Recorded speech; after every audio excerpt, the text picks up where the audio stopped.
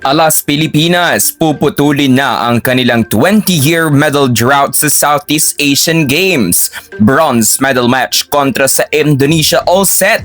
Subalit alas, delikado at hindi pwedeng mag-relax. Good day, trending. This is Ron Michael, the voice artist of this channel. Ngunit bago natin yung pag-usapan ay huwag mong kalimutan mag-subscribe and click the notification bell para updated ka sa latest Pilipinas volleyball trends.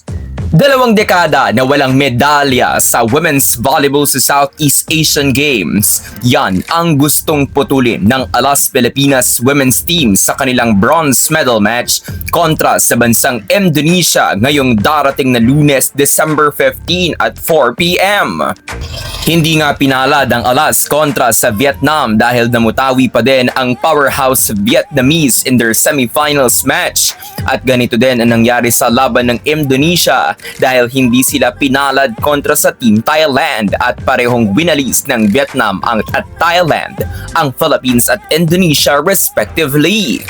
Simula noong 2024 sa paghaharap ng parehong Pilipinas at Indonesia ay parating Philippines ang nag-uuwi ng panalo.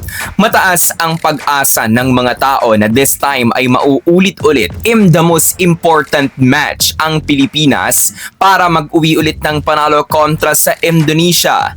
This time ay makakalaban nila ang bansang Indonesia at nakataya na dito ang magiging 20-year medal drought ng bansa at magkakaalaman na kung mapuputol na ba ito o muling mabibigo ang Pilipinas. Magmula noong 2019 ay 3 SEA Games edition na tayong pinapaiyak ng Indonesia sa bronze medal match. Palaging sila Megawati Pertiwi ang nananaig at nag-uuwi ng tansong medalya. Subalit katulad ng aking nabanggit sa nakalipas na halos 2 taon ay parating Pilipinas ang nananalo sa tuwing maghaharap sila ng Indonesia kahit na nanandyan pa si Megawati. This time, gugustuhin ni Megawati na bumawi big time kontra sa Pilipinas. Kung atin din titingnan ang movements ng Philippines at Indonesia ay masasabi nating mas pulido ang galaw ng mga Indo at mayroon ngang mga lapses tayong nakikita sa mga movements at chemistry ng Alas Pilipinas. At pumapasok talaga as a factor ang nakalipas na PVL conference kung saan hindi nagkaroon ng sapat na preparation ang girls. Kaya naman kahit na taon na silang magkakasama ay naging factor pa din ang mga lapses at short preparations papunta sa SEA Games na ito. Hindi naman papayag si Captain Gia Morado de Guzman na mapunta sa wala ang kanilang ginawang preparations. Simula noong 2015 ay member na ng national team na sumasalang sa SEA Games si Mrs. de Guzman.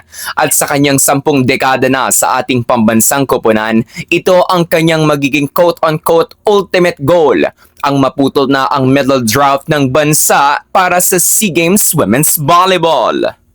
Para manaigang Pilipinas, kinakailangan nila ng magandang pasa. Kinakailangan nilang masolusyonan ang kanilang mga naging lapses in their match versus Vietnam. Kapag nagtuloy-tuloy ang magandang opensa na itatransition ng Pilipinas mula sa kanilang good defense, posibleng maulit-ulit ang kanilang panalo kontra sa Indonesia just like in their previous matches. Subalit kapag nagkaroon ulit ng mga misconnections ang ating girls, ay posibleng makabawi na ang Indonesia sa lahat ng talo sa kanila ng Pilipinas mula noong 2024. Kung kayo ang tatanungin ka trending, sino nga kaya ang magiging spark ng Pilipinas para sa ating inaasam-asam na historic podium finish sa SEA Games? Comment down below. So that's it for today's video ka trending. Don't forget to subscribe and click the notification bell para updated ka sa latest ganap ng women's volleyball sa Pinas. Thanks for watching. Bye for now!